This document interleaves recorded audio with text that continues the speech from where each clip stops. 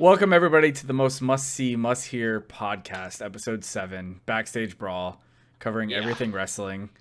I'm Strunk. I'm AJ. And I'm Birdie. And we're going to cover the show that was Raw, AEW, and NXT. We'll delve into what's going on in SmackDown a little bit. We said fuck SmackDown permanently. Talk about WWE getting sued by everybody and their brothers, and some more releases that came out. I mean, when you think about it, you can't blame the rumors of Vince selling WWE because he's probably just fucking sick of it. He's like, you know what? That or he's about to get in a federal investigation and go to jail over this stock stuff. Bob Iger's like, bro, I got you. Here's what we're gonna do. I don't know. I think the sale rumors are heavily rumors. I don't think there's any validity to it. I don't know. I was saying how I wanted a billionaire with liquidity to buy the XFL, and if Vince sells WWE, he's got more than enough money to dump into the XFL. Which is like his pet project, so yeah. I mean, if football's his real passion, you know, he'd be like, you know what? It's so weird to hear and say though. Think about that. Like, football is Vince McMahon's real passion. Like, So, but do you think WWE would cost Disney more than Lucasfilm did? Yes. No. What was the sell? $4 billion. $4 billion. Ooh, I think no, it'll be less. But It'd be I definitely 1.5. think it would be 1 point. I think it'd be over the 2. I think it's. I think what are the Cowboys worth? 4.8. I think you get $2 billion for WWE. You got to think the amount of content that the WWE has and licensing they can do. I mean, I'm not saying Star Wars isn't, but they had fucking 6 films. WWE's total market value is $5.71 billion. Okay, so that's right on par with the Cowboys. But if that's their publicly traded price, they only need 51% of the stock to be owners. To be the owners, so and then they could transfer WWE stock to Disney stock, like T-Mobile did to Sprint. Right. Hey, listen. I'm liking my T-Mobile stock, huh? I mean, I don't care about it. I get Amazon stock, so. All right. High level thoughts on week wrestling this week. Anything that stood out to you guys? Anything that? We did get my Rocky IV prediction where I said that he would what's his name? Ivan Dragoff, Dustin Rhodes, and then he would stare at Cody while he did it. We did get my Rocky IV. Ferdy thought it'd be Rocky III, and I predicted Rocky IV. So do you think there was too much blood on AEW TV this week? I think there's always too much blood on AEW TV. Okay. I think. Well, what were you talking about? The last match? Well, and also Wardlow busted the dude's nose up. I don't think that was on purpose. Yeah, that was not a shoot. But I would say the last match had to have blood in it to sell the story they're telling. And I agree. And it's a good use of blood. Like if you're gonna use blood, it needs to be to tell a story, and they did. I can agree with that. You know, for somebody who wears black and red face paint, Dustin bleeds a shit ton. No doubt. A little cut, man. Best bleeder in the business. Yeah, if literally. There is a thing. They should have changed his name from Gold Dust to Blood Dust. He's back there popping aspirin daily, get that blood thin. He doesn't need to. He was an alcoholic for 40 years. His blood's so thin, he's ready to rock, dude. Fair. Yeah. No, I think this week was better than last week in terms of the wrestling shows. I'm not sure how much you guys actually watched, but NXT and AEW I thought were a lot better than the previous week. So yeah, they're both stuttering ratings wise, but the quality is still good. Yeah, they're back. I think AEW is still showing recorded shows until next week, right? Yep, they go live next week. So for being recorded shows, they still beat NXT. But I think when it goes back to live, I think we'll see a big difference. So hopefully that improves. It doesn't denigrate the product because they've had a lot of time to cut the scenes and everything like that. They did announce that Matt Hardy and Kenny Omega versus Sammy and Chris Jericho, which I'm excited for. I'm excited for it, but where the fuck Kenny Omega doesn't make sense. Yeah. Like obviously they're trying to make us forget that Hangman Page can't travel or whatever he's doing. But I think it's a little more of a build up to the Blood and Guts show that I think will be coming in the next month or so. Yeah, my only assumption on that. It's just weird because the Jacksons, Nick is actually hurt, right? Or allegedly hurt. and that's allegedly hurt. Or Matt. One of them had a baby. That's why he's been off TV. Oh, but they played as an injury. Yeah. Oh, okay, he got so- a match on Being Elite, so I mean, Yeah. So, but what I'm saying is like they could have easily had Matt Jackson and Matt Hardy do this because it makes more sense because Matt's friends with the Young Bucks, not Kenny Omega. Well, the Elite though, I mean, you can kind of whatever. Yeah, be suspend elite, its elite. All right, let's jump into Raw. It's more of the same on Monday Night Raw. We have the worst show of the week, the Zelina Vega show. I mean, Zelina Vega is all over these shows, and she's great. So I don't want to take that away from her. No, she's been great. Yeah, absolutely. Yeah. So we kick off with MVP in the ring. Nothing exciting happens here. It turns into the classic WWE booking of a 6-man tag. Mysterio, Apollo Crews, and Aleister Black versus Garza, Theory, and Andrade.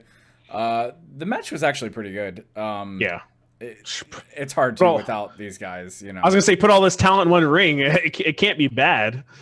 Yeah, but. And then the biggest thing coming out of this match was Apollo Crews actually pinning Andrade at the end of the match.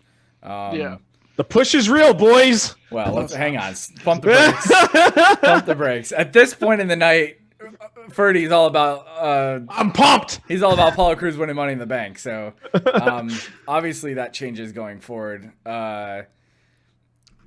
They keep hyping up the Triple H 25th anniversary.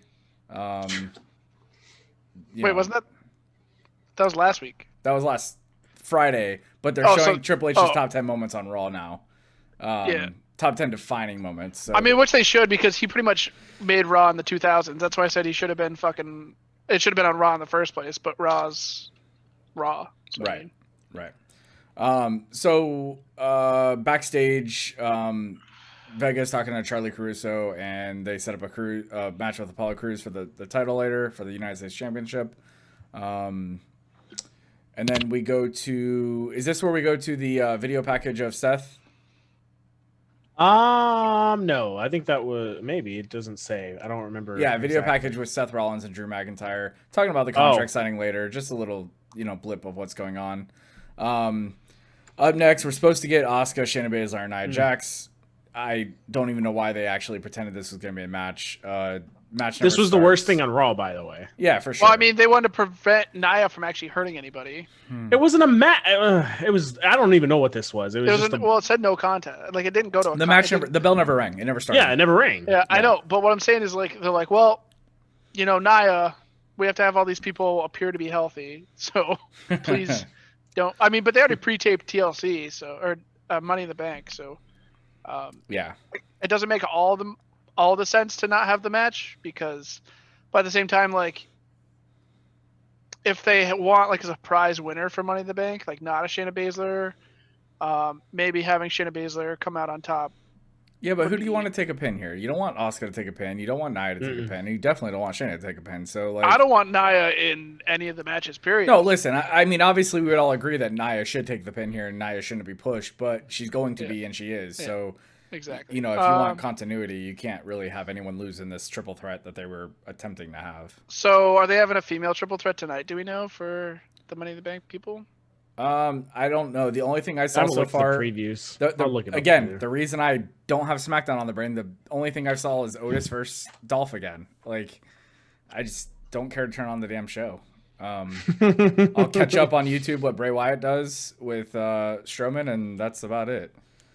They'll probably make out. They'll probably make out in the Firefly Funhouse, and then so after Fox that, will be like, "Congratulations, this is a Disney company now." Bobby Lashley and Lana, the most hot and cold storyline in WWE. Last week, it looked like they were going to scrap the get rid of you angle. This week, Bobby tells her to stay backstage. He doesn't want her out there.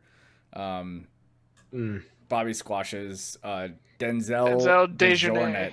Hey, I don't want you to come out before I squash Denzel out here. Just stay in the back, So that was a quick match. Nothing else to do with Lana there. So we get another video package with Ruby Riott and Liv Morgan. Very slow match. I didn't think this match was very good, actually. I think these two can do a lot more. Especially, I think both of them can do a lot more. But were you surprised on the outcome? No, I think they should keep pushing Liv. Look, if it has to be one of the two, you've already started the push with Liv. You can't go back on that. Right. You know, I would prefer both of these being pushed separately and then meeting down the road. I mean, tell that to Apollo Crews, but continue.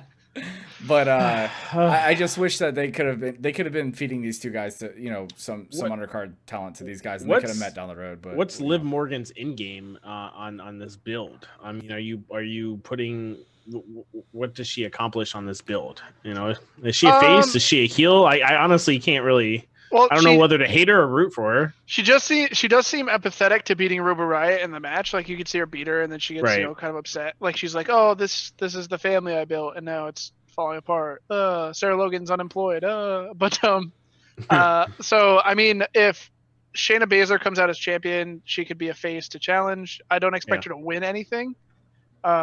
It's like when RVD challenged Triple H finally in like 2002, and he just kept getting his ass beat, and Booker T, like they could organically build a face without having her win anything. And I think that's what we're gonna have with the Shayna Baszler being champion for a while after she becomes champion. I'm not saying it's gonna be right away, but obviously she's gonna beat Becky eventually, and then Becky's gonna want a rematch, and then somebody's finally gonna be a face against Shayna Baszler. And I could see her being that face. I don't see her winning at all. I just feel like I wouldn't mind a little mid card story with Liv and Ruby, but it's like the payoff match has already happened. You know, I don't twice, right? And I feel like there could have been a nice little story told there, but it just was like, all right, fuck it, let's just and like go out there, guys, and wrestle. You know, and like Strunk said, like their women's division's great. Like, it's shit that they don't have anything besides those tag team titles to fall back on, because they have such, which they can't even get those right. Exactly. So like they have such strong female top card talent that like the main event card, like you can't even squeeze anybody else in there. Keep pushing Liv, let her do her thing, keep her away from Asuka, keep her away from Nia Jax, let her build up, and maybe at some point get her over to SmackDown and challenge Bayley. She's not doing anything in the Raw women's division, let's be real. But if you could build her up with some of the mid to undercard women on Raw, or even bring up some NXT talent for her to squash, and then eventually find her way over to SmackDown. Maybe she actually can do something over there and show what she has. You know, she's always been one on the back burner that everyone has said so many positive things about. You know, her promo skills, her in-ring skills. I personally haven't seen it, but if you go back and watch and listen to the internet wrestling community, everyone's still high on her. So. On Liv? On Liv. So maybe she showed some great athleticism in this match. I was gonna say, I don't remember seeing her too much in the ring from memory. Prior to this, absolutely. Prior to this little run, So maybe she can keep some heat and move over there. After that, a couple video packages. Nia Jax upset backstage and screams and walks off. Woohoo! She must be hungry. Viking Raiders backstage. Their promo was okay.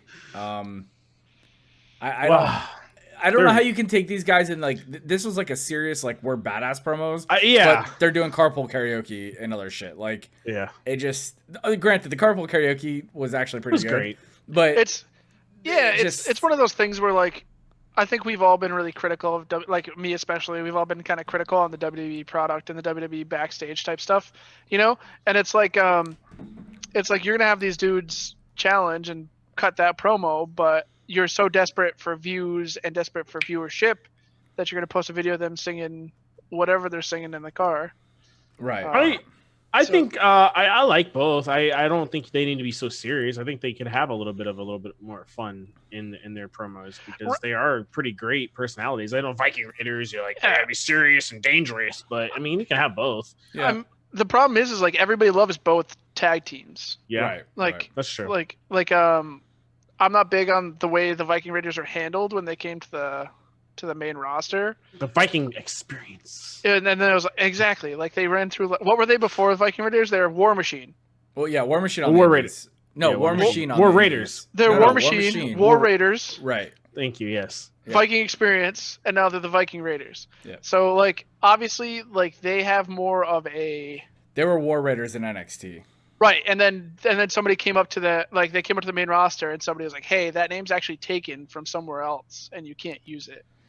The story I read was that Vince didn't want the word war anymore on the product. So, which is a joke, you know. So Raw we is waited. war. So we waited 3 years to change their name. Right.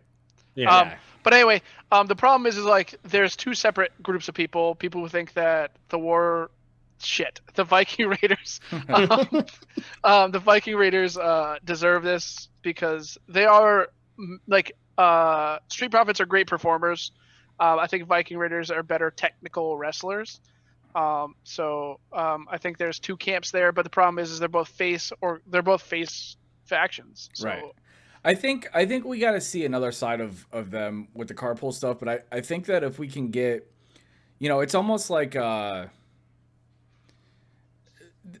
their gimmick is fine, but let's stop leaning into it so hard. Almost like Shawn Michaels or Triple H, how they kind of came out of their gimmicks to be different characters, but he still came out the sexy boy. You know what I mean? Like eventually you grow out of the this is what got me on TV, but this is like who the I Undertaker. really am. Yeah, even the Undertaker, he's a great example too. Yeah. Like, so if we can get past like, oh, we're from the middle, you know, from Middle Eastern times that we're killing people. Like, if we can get past that and they just, you know, they kind of transform it into, look, we're just badasses, and you know, we would have been good Vikings. You know, like that's fine.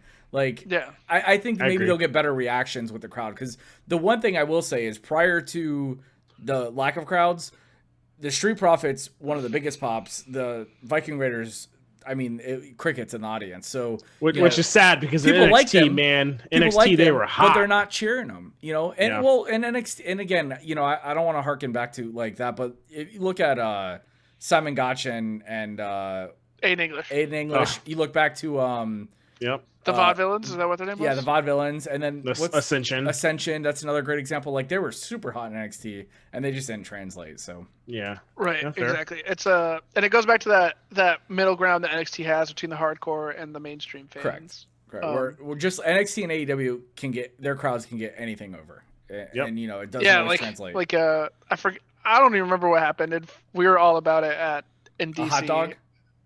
The hot dog was great. Yeah. My buddy was hammered drunk. He's like, "Oh my god, that's an actual hot dog!" And he's like, "Hey!" And like that was great.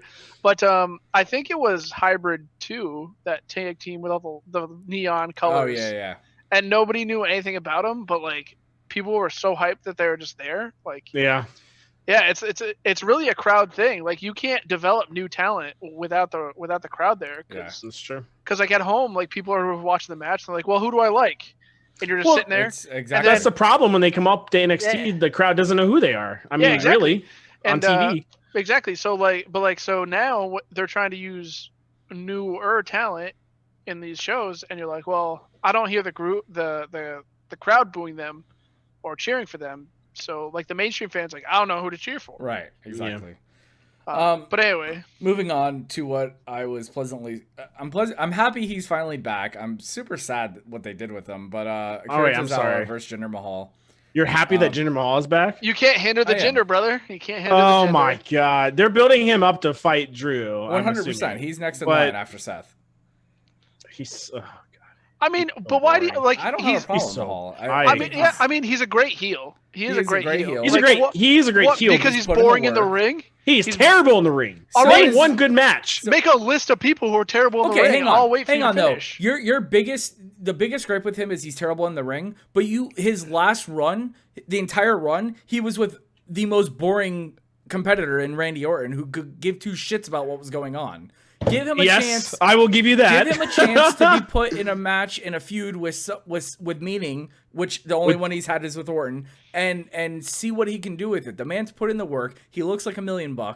I mean, he's believable. I want him to prove me wrong. He cut his bun. He did cut his hair. He did cut his hair. Thank God. He looks like an angry stepdad now. Like he's coming home to beat your ass after a rough day at work. I was like, listen, I want him to prove me wrong, but as the only thing, the last impression I have of him is boring, and I know he was with the second most boring, or the first most boring wrestler, which is Randy Orton. Right. So we'll see. All right, but I'm not hyped.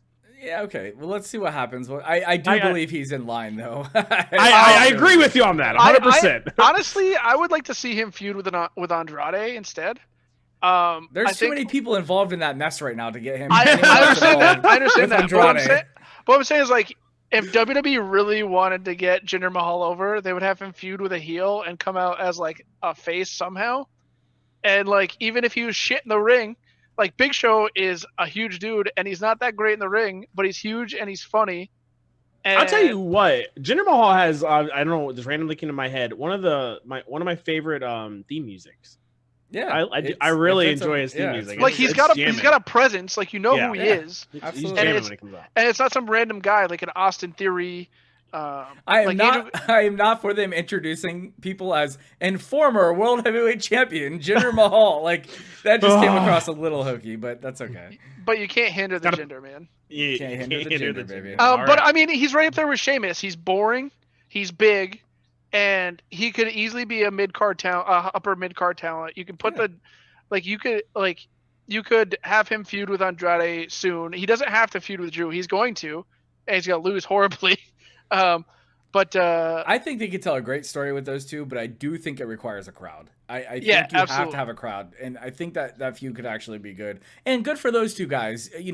5-10 years ago, they were fucking playing air guitars and drums and rings. Straight up would be better if they can get Heath Slater. Jinder Mahal Jinder Mahal was the same weight as I am currently when he got kicked out of WWE the first time. And now the man is massive. Jacked. But what I'm saying is like nobody thought Drew McIntyre would be a face, and then all of a sudden he beat Brock Lesnar, and everybody loves Drew McIntyre all of a sudden.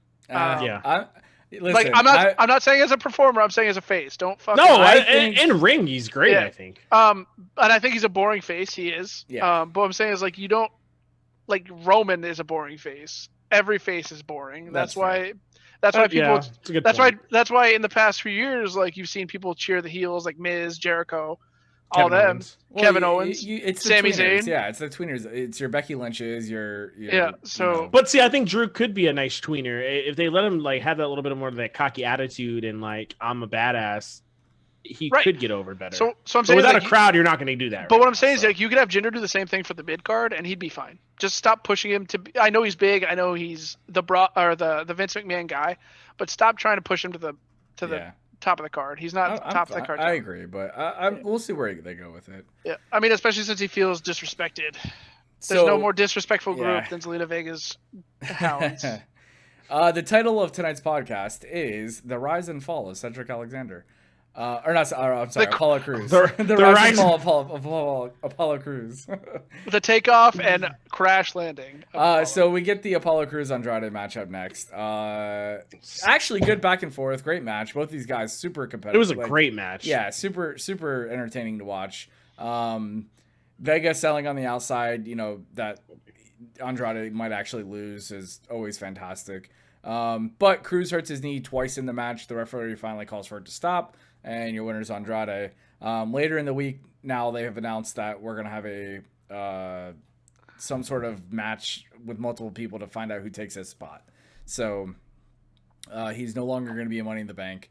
Poor Apollo Crews. Fuck WWE. The thumbnail you sent me had a picture of him. Yeah. And I got so mad. Like, full disclosure for everybody listening or watching, I got so mad because I thought he was gonna be in the rematch to qualify. I thought he was gonna be in the rematch gauntlet to qualify. And knowing WWE, he's gonna like show up on some crutches and be like, "I want my spot back." And I'll tell you. Oh no, sorry. I tell you what though, I'm okay with not being in the match if he can come back and win that title. If they're going to build that up where he gets over that way, I'm fine with it. Okay. Yep. Okay. I'm okay with that. I mean, that's the first thing I thought when he was like, "Oh my god, my knee," and he was crying in the back. I was like, "All right, cool. They're setting up a storyline." I could be totally wrong about this, where he comes back and he beats, Andrade. So, I hate to be that guy. Yeah, but you're gonna be. Don't shoot down my Apollo Crews dreams.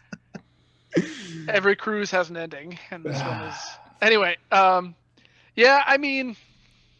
I don't have anything for it. I mean, obviously I got really pissed off when I thought he was giving me that gauntlet. Like, if we could post like the screenshot of like what I said, I don't think it'd be appropriate.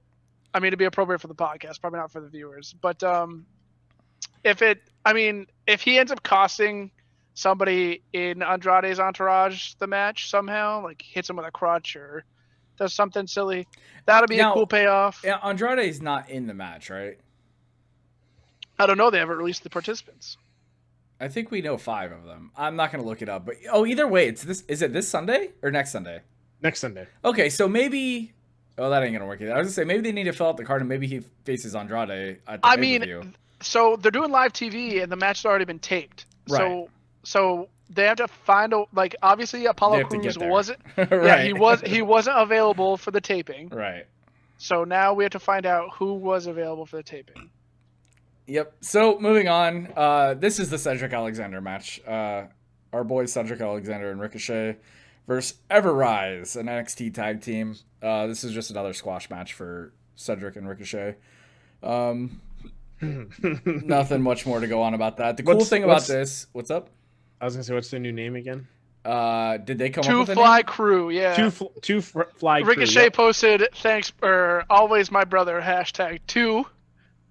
Like the number 2. Gotcha. Fly Crew. So cool if that's with the it. name, it's almost as bad as Air Boom back in 2008. I am not cool with it, Ferdy. I'm cool with it. I like it. It's got a catch to it. I'm gonna make some cool T-shirts with a 2 on it. I'm down. The big news after this match is I hate you so fucking much. MVP has apparently become the manager of Brandon Vink and Shane Thorne. No. He was inspired by the NFL draft to go out and get some younger talent. And next week we're gonna get a match with those guys. Does he end up being the Two Fly Crews manager? Because that sounds like an MVP type name. Yeah, he turns on Brandon Vink and Shane Thorne. There's no payoff there though. If that's the payoff, what are we doing? Well, no, it doesn't have to be like they beat them, they demolish them in another squash match, and then they're like they go to MVP and they're like, hey, like listen, we're your guys. We're the young talent. Okay, if you know what I'm saying? If it's a slow build of Cedric and Ricochet turning heel to go with MVP, I'm good. If it's the opposite and MVP turning face to go with Cedric and Ricochet, MVP's not I'm really not a good. heel. He's just kind of a shitbag who's there. Right. But Okay, he we can have a plays good tweener heel. though. He plays a good heel though. Like Yeah, he's always been a good heel. Yeah. Ricochet and Cedric can use some attitude. There's no question about it, and they can use someone on the mic. I'm all for MVP managing them, but I don't think they can be the white meat baby faces they are and have MVP managing them. It's not really PC. It's not really PC if you call them white meat because either of them are. Listen, okay. You don't necessarily need to turn Cedric and Ricochet heel, but you can have MVP being that heel character. Yeah, he can be playing the morale code for them. You know what I mean? Like costing their opponents a match and them kind of being like, what was that about? Like we can do it ourselves. Yeah. But like the Jimmy Hart kind of dude. Yeah, exactly. Yeah. I mean, I'm not like I remember. You guys, like, I like Ricochet as a performer. I'm not as big on Ricochet as you guys are. So, crazy. And I know I'm out of my goddamn mind. No, I'm not. No, he's terrible on the mic. He's terrible on the mic. He's great to watch, but he's terrible to listen to. And I mean, for a long time, like, his push was very aggressive. And I think that's what hindered. Like, I don't watch NXT, and I told you guys that. And we've been to NXT shows. He was only in NXT for a very short period of time. Yeah. So, but what I'm saying is, like, I didn't like him because his push was so forced. But now I feel so bad for the guy. Yeah. Like, I don't like first Casey Catanzaro left him. I mean, that's not confirmed. Don't I? But Instagram confirmed says here first. Yeah, you heard it here first. Holla back. But now I feel bad for the guy because he's pretty much in the same spot Titus Worldwide was 2 years ago. Yeah, but he's collecting that WWE money, so. Yeah. So anyway. After that, we get the standard contract signing between Seth and Drew. I thought this was the best segment of the night, actually. They had some back and forth, sit down, quiet talking, which it was fine. Weird. It was weird. The biggest thing coming from this is Murphy shows up, the Murph dog, and eats a Claymore kick. He sacrificed himself for his false god. Yeah, so I mean, this has to be leading to time off for Rollins, right? Like he's gonna suffer another loss here. Yeah, and he has to go away. Does Murphy cost him the title match? No. He loses clean. They don't care enough about Murphy for him to cost the title match. Yeah, right. Let's not give Murphy a push here. Like fuck that. I felt like this was like almost a go home show. I felt like Money in the Bank's this Sunday after watching this Raw a little bit. Were you being serious when you said that, or were you being facetious when you said that? What do you think, AJ? By the way, lowest rated non-holiday edition of Monday Night Raw in history. And biggest drop off in the third hour in history. I think they lost 300,000 viewers in the third hour. 300,000. Wow. Yeah, so big drops in the third hour. That segment with Seth and Drew was the lowest rated segment in Raw history, let alone which is holiday sad show. because the Apollo Crews and Andrade match was in the third hour too, and that was probably the best match of the night. Yeah. I love when you say barn burner. Mm-hmm. But I mean, so is that a sign that nobody cares about a Seth Rollins feud anymore, or nobody cares about the product in general? No, I think people. Go ahead. You go first. I was gonna say I think people are absolutely sick of the no crowds, and I don't think storylines are going anywhere. And without a crowd, the storylines are always going to hinder, no matter what. But I don't care what's you going said on. last week though that the promos were the best they've ever been. So The promos are, but it's watching someone in the ring with no energy. Yeah, you know what I'm saying? The promos are good because they're not playing to a certain audience. Like the promos are playing to each other instead of playing off of I have to wait to get this pop and I have to wait to listen to this pop. And the promos have come across very clean. The problem is, and if it wasn't for having a big audience, like the first time there's an audience in the crowd, I don't care who comes out. It could be Hornswoggle, the crowd's gonna pop. If it wasn't for that, I feel the crowd is gonna shit all over Drew McIntyre very quickly. His shine is going to wear off just as fast as Ginger's did. I don't see him being a longtime champion once they get him in front of a live crowd. It's going to pop right away because that's what's going to happen. It's the first people are going to get back and it's going to pop. But I do think his flame gets diminished quickly. Well, I'm just going to repeat. You can't hinder the Ginger. you heard it here first. Jinder Mahal winning at Whoa. Listen, they have a Middle East tour they have to go to in September. All right, not anymore. They don't. Not if Disney buys them. They don't. That's fair. There. No more blood money. So that was Monday Night Raw. Actually, what am I talking about? Disney's all about the blood money. For sure. They pay people indentured servitude wages to go work in their amusement parks. Anyway, up next is NXT, which I thought was okay. So I think I'll go ahead and get it out of the way. I think AEW had a better story-driven show this week. I think bell to bell NXT was still better. Yeah, the wrestling was probably. I didn't watch NXT per usual. It's bell to bell wrestling on NXT because they had the cruiserweight matches again and again. If you're watching the cruiserweight matches, they're just freaking awesome. So. I don't know. I thought NXT was great, but I did think that the wrestling on it AEW was better. It was I will tell you the first match, and I know you're about to go over it, was the best match of the night. Isaiah Scott and Phantasma. Yeah. And Swerve, man, was awesome. But other than that, all the other matches was kind of like, I mean, so this cruiserweight title has failed miserably. Yes.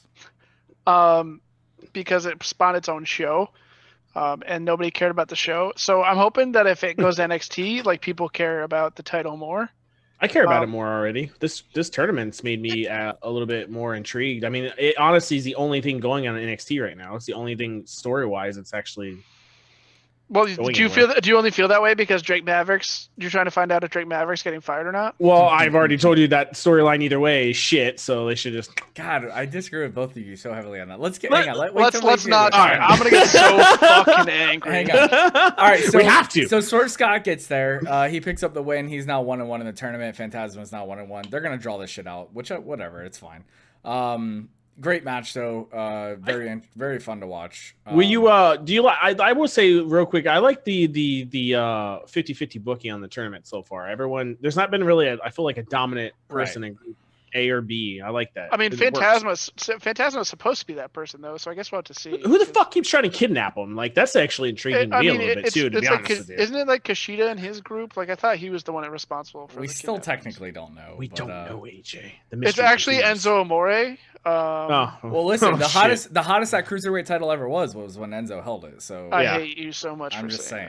That. I mean, and you had Neville holding it, and you had what's his name holding it? The Brian Kendrick. No. No one cares about Brian Kendrick. No, Brian Kendrick is a phenomenal performer. You had Neville versus who was Neville's big opponent that he ended up losing? Oh, Austin Theory. No, Austin Aries. Austin Aries. I knew you were gonna say. I was thinking Theory, Theory, but yeah. Austin Listen Aries. here, Austin Aries outside of the WWE product is a phenomenal performer. I agree. He was That's great what I'm saying. inside. So I was saying that with Enzo was the most intriguing who had that belt, and you had Austin Aries have that belt, and you had a heel Neville have that belt. So I feel for Austin Aries, kind of like the same way I feel for Finn Balor. we broke his eye socket, right? Right He was before Mania. great on commentary. By Yeah, the he way. was good. Yeah, on he's- commentary. Oh my goodness. He was good on I commentary. love Austin Aries, and it sucks that he's towards the end of his career where he thinks he's so great he doesn't need to impress anybody to get hired. Yeah. But anyway, let's talk WWE. We can talk indie stars later. So we get Dominic Dijakovic a little promo outside the building. He's talking about Gargano, so I think they're leading up to Gargano and Dijakovic, which is fine. Hopefully Dijakovic goes over here. Really, What's you that? think that? I mean, I thought you're like a Johnny Gargano guy. No, I figured. Gargano's going over, and I'll No, explain why as a after this next as a match. heel, I think we keep pushing Candice. I think as a heel, Gargano can eat some losses, and I think you want to make Dijakovic a star. But next up, you get Casey Catanzaro versus Candice LeRae. LeRae loses here, or I'm sorry, wins here, beats Casey. Match was not that great, but I love the heel gimmick that they're doing with her. So, what can I say? I like that they're doing with it with Gargano. I like, and this is why I disagree. I think that they're both going to hold the NXT titles together. That was like the story they're telling. It seems like, anyways. But Maybe why was this? That's nauseating to think about. Maybe okay, I don't see her ever holding the women's title, so that's not gonna happen. I like her character. I'm with you on that. But God, her hair is. It's not a fit. The color I don't know. Just the outfits. I don't know. She should have just went like black, like the You're purple. gonna stay the same. Why has it got to be a different color? Because you're a I bad hate to guy. be that guy, but there's only one couple in WWE who has the talent to do that, and it's Cross and Scarlett. That I would agree with. I'm so stoked for them coming. I'm And they're really they're stoked for organically heels. That Well- promo that they showed tonight of like actual like images of them and actual images of Scarlett. I'm so hyped next week. They're And debuting it's next it's week. because they're natural heels. Like Johnny Gargano's like that boy wonder that you Oh, watch, yeah, and you're he's- like, yeah. and all of a sudden he's a heel because he feels like he works too hard to get everybody's approval. Yeah, Stop you're not on fucking- you're not on Daniel Bryan's level. Yeah, tell fucking Shawn Michaels that and Bret Hart because they actually Right. worked their asses off to fucking get there. And if you're gonna have Candice LeRae be this heel, like why was this match so long? Why did Casey get so much offense in? And she's great, by the way, in the ring. Oh, Because yeah, they're paying her $100,000 a year to not show Yeah, up. So Oh yeah, Casey's fair. fantastic. I love her, by the way. I just feel like this match Me too. should have not Well, been this long. remember there was that story she requested a release, and then Mhm. magically she was still. Nothing ever came of that. Yeah, so. I mean, I'm sure like if they keep doing a number of releases, she'll be up on there. But I think WWE doesn't want her going anywhere because she's technically one of the biggest stars they have because of her Ninja Warrior background and Yeah, stuff. and she's Yeah. awesome. She really is. And she's fucking awesome. So I mean, she really is. she'd be great anywhere. Obviously, I'm not gonna say go to AEW because AEW's got enough WWE people as it is. Yeah, but but is she WWE though? I was gonna say she's not WWE yet. That's true. All right. Oh, well, get to the best part of the night. Which part? The The- next part. The Thatcher interview? No. Well, I meant the the next match. Are we talking about fucking the Matt Riddle and Thatcher Oh yeah. date whatever the show they did. Yeah, the Newly The Bros Newly show. Bros show. That's what Yeah. it was called. God, that shit was great. Yeah. So, I appreciate them putting enough all this into it because they need time to fill. But they're gonna have to what's his goddamn name? the Bruiserweight Yeah, Well, you know I what's can't- gonna happen with that, right? yeah, they're gonna end up feuding over it, and with Matt Riddle's Thatcher. gonna, Yeah. and Matt Riddle's gonna end up turning heel against. No. Yeah, You were honestly out your fucking mind. You think Matt Riddle's turning heel? I don't even remember the dude's name right now, honestly. Thatcher? No, the Bruiserweight. Pete Dunne? Pete Dunne, yeah. Pete Dunne, thank you. Sorry. Thatcher's gonna come and beat the shit out of Matt Riddle one of these days because he already looks annoyed at Matt Riddle. No, bro. And then I think Pete that's Dunne's gonna come and save the day. I think that's a essentially. work well, obviously everything's a work in wrestling, but I think that's an illusion. Like I think Pete Dunne's gonna come back, Smokescreen. and Thatcher is gonna get really mad that he's back, and he's gonna attack Pete Dunne, and then Riddle's gonna come out to make the save, and then he's gonna join Thatcher and beat the shit out of Pete Dunne. Well, And then he's gonna be like, well, you shouldn't have left me. You're a scumbag I will partner. put fucking money on this. See, bro. I actually think you go the other direction. I think How Thatcher much? and Dunn make a better tag team, and you keep Riddle face and get him out of the group and get the tag battle. I'm okay with that, and I will bet a gentleman's bet of $1 for you, sir. Matt Riddle is the future of WWE, and I'm probably on my own. That doesn't mean he has to be a face. Heels carried that company for 10 years. Listen, bro. Can you see how Triple H, annoying that would be Randy as Orton. him as a heel? And I get it. He's annoying as a face. If Him and his pink fucking flip flops. If Disney buys WWE, Matt Riddle will be world champion within a year. If Disney buys WWE, half the people we Facts. care about aren't going to be on TV anymore. Matt Riddle, if he turns heel, will sound like Vince Russo every time he goes out there, and I will honestly shut off my TV because every time he says "bro," like I'm gonna go crazy. That's why he makes it the best heel, because he annoys fucking people. He annoys you. I don't think he annoys anyone else. You literally just said him saying "bro" annoys you. As a heel, though, like now it's cool because he's it's cool because he hasn't turned on his partner yet. He just took his new partner out on a date. You think he's gonna fucking throw that away for some guy who hasn't been around no more? Moving on. By the way, next week's NXT is gonna be huge. So we get Adam Cole backstage talking about he's gonna end Velveteen Dream. They confirmed that for the title next week we have Dream versus Cole. Awesome. And then Charlotte Flair versus Mia Yim is next, but also Io Shirai after this match comes out, and they confirm that title match is next week too. 2 title matches on. Yeah, they need them ratings, boy. Big title matches. So Charlotte Flair versus Mia Yim, great match. I think this match is lacking a crowd. I think Mia Yim's fantastic. I think Charlotte's fantastic, but I think this is 3 stars and could have been 4 or 4.5 if there was a crowd there. Yeah. I wasn't a huge fan of the match. I did watch it. I don't know. I'm just not a huge fan. I guess Charlotte and NXT. Yeah, to me, Charlotte and NXT is just. I disagree. I think she's backed down her talking in these matches a little bit. I think she was talking too much. I think her shit talking during the match right now is right on point. Yeah. I love that she keeps doing the walls of Jericho. Like this is like the 3rd match in a row where she's put someone in the walls. And I'm talking like the real walls of Jericho, not a stupid Boston Crab. So I like that she keeps doing that. I thought they sold the end of the match pretty well. I think she tapped a little too fast, if I'm nitpicking. But again, I think Mia Yim is definitely one of the talents suffering without a crowd. Yeah, and I mean it's not just the crowd. Obviously we're gonna agree to disagree because I don't think Charlotte needs to be in NXT right now. Obviously they want her there for the ratings. It just kind of sucks for the female talent. She's burying everybody. everybody. Them, yeah, exactly. And like we've talked about how great their women's division is, and all of a sudden they're like they're not developmental anymore. Sorry, you can't see my quotations because of my background.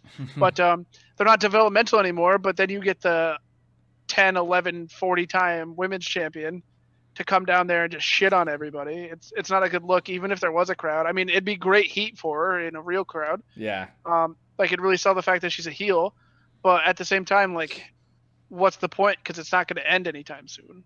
You're not going to have Io Shirai beat her next. Io Shirai beat her next week. Yeah, I will say, but like Freddie, you said with Jinder's music, Io Shirai's music is on point, bro. Yeah, I agree on with point. that. Yeah.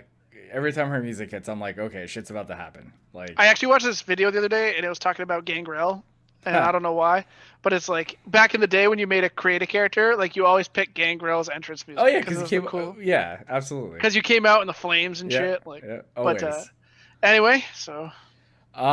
They show the fake Finn Balor attack and put that, like, the T-shirt they used was like one they grabbed off the concession stand. Like it wasn't even good. But anyways, next up we get Shane Thorne, who's going to be in a tag match next week against 2 former United States champions. Right, against Dexter Lumis. I'm digging this Dexter Lumis character. I'm sorry. You want to know why you're digging the Dexter Lumis character, and I am too, by the way, is because he is honestly probably no crowd is helping him because his like mystique, I don't know, is weird. It works with no crowd. It's the only character that works with no crowd. He's jacked. I mean, he looks like a star, you know, and I don't know. I think he has the character figured out, which is rare. A new character like that, which is rare to say. I do think he knows his character well, and no matter how bad or good a gimmick is, and if the talent doesn't know the character, it doesn't come across good. I think his is coming across really well. I think the North American Championship is probably the ceiling for him, but I think he may get there at some point. He's I don't know how old he is. I don't know anything about his past. Maybe that's something I'll look into before next week. But I like what he's doing. Awesome. I like what he's doing right now. So. I remember when he came out, we went to that NXT and he came out. And that was the first time I match. Yeah, and that was the first time I think that was the first time any of us ever saw him, honestly. And I was like, who the fuck is this guy? And you're like, I have no idea. But he played his gimmick well. Like I said, he did. It's like Undertaker, he's old. He's old. He old? He's 36. He ain't going anywhere. Okay, so it's not that old. No, I mean, for a wrestler in WWE's developmental. That's fair. I think that North American Championships is his ceiling. So it's really crazy because he hasn't been in any like big. I mean, he's in the NWA for a while. He wasn't in any big indie circuits. It's weird they picked him up. He won Gut Check, which is TNA's version of Tough Enough. But he was never in TNA. Hey man, he's our generation DDP, man. He was in TNA. He was only in TNA for a little while though. Was he in TNA or Impact? He was actually as Impact since 2013. All right. But I mean, also portrayed as a character similar to real quick, AJ, the American Psycho. So he played a character similar to the American Psycho. Right. And now he's playing a Dexter character. So he's played the same character. So he's been in it. He knows what he's doing. Yeah, okay, good. Cool. Yep. Cool. What was your question, Freddie? Oh, it wasn't a question. I was just wanting to let you know real quick that the whole Moose thing they're doing in Impact, but bringing back the TNA belt, stuff's kind of cool. You say kind of cool? He did. Almost. He lagged out. You lagged out. What'd you say? Oh, yeah. I said it's kind of cool. I like it. It almost makes me want to watch it. It was really cool. Almost. Yeah, I mean, like, we can talk about it after. Yeah. Now that you just put AJ at his highest of highs, let's bring him to his lowest of lows. Drake Maverick versus Tony Nese. That's not a low. I'm gonna fucking blow up. Drake Maverick picks up the win here. I still am predicting he goes on to win this tournament and keeps his job. I think that he was legitimately released, like I said last week. I think that he cut a heartfelt message, if you don't want to call it a promo, since it wasn't a work. I'm putting quotation marks there. I think WWE looked at it and said, maybe we missed on this one. Maybe we messed up. We already had him scheduled for this tournament. Let's push him to the moon and let's get the belt on him. And how can you be mad at that? For him, no. If that's the actual case, I can't be mad at him. I can be mad hard right now. at WWE. if it is, because man, good on WWE. Good on them. Not good on WWE because they overload their talent anyway. They've been stuck up on talent for years, so other people couldn't get them, and they actively admitted to that finally on their conference call, which is totally fine. We all knew it was happening, and then all of a sudden, because one of them cried in front of his 2 million Twitter followers, you made a grown man cry in front of all of his supporters, and then you're like, you know what, buddy? We're sorry. How about we give you your job back and you actually get to do the job we hired you for 3 years ago? No, not great. No one was mad at Jinder Mahal and Drew McIntyre leaving and going to build them stuff. This just happened. This is the exact same thing, except it happened quick. That's all this is. Because he didn't do anything to build himself. WWE's like, oh, He showed his range. He's got fans. Somebody has fans. We should take him back. He showed his range. Let me say this. If you look at it, everyone, why are they doing wrestling shows still, right? They're saying to take you out of the real world, right? But here's what they're doing is they're trying to draw people in on a storyline that has everything to do with the real world, even if it's a work or not a work. Oh, okay. 26 million people lost their jobs, and Drake was one of them. But actually, you know what? We changed our mind, and we don't want you to lose your jobs, but we're still going to use that same reason why to bring fans in. So the whole thing is I don't know, it's shitty. I think that real world mixed with my wrestling in a lot of situations always makes it better. I agree. Not this situation. But that's why I think it's gross. My exact words were, it's gross. Okay, so let's say they released him and they cut the promo and they want to give him his job back, right? How would you do it? I said this last week. You would literally just release a statement and said, you know what? I don't know. I'm not a PR. First of all, I can't read or write, so I'm not even going to pretend. My degree's in public relations, There. and once you make the cut, you make the cut. You don't fucking like. So basically, fuck Drake Maverick. Drake Maverick's gonna land wherever he lands. He's gonna get more money, more screen time. I think he'd be better off somewhere else anyway. Because even if he does win this tournament, but no one else is hiring right now. Like he's not gonna win this tournament, by the way. Yeah, I'm saying even if he did, which he won't. I don't even think he's not gonna win shit.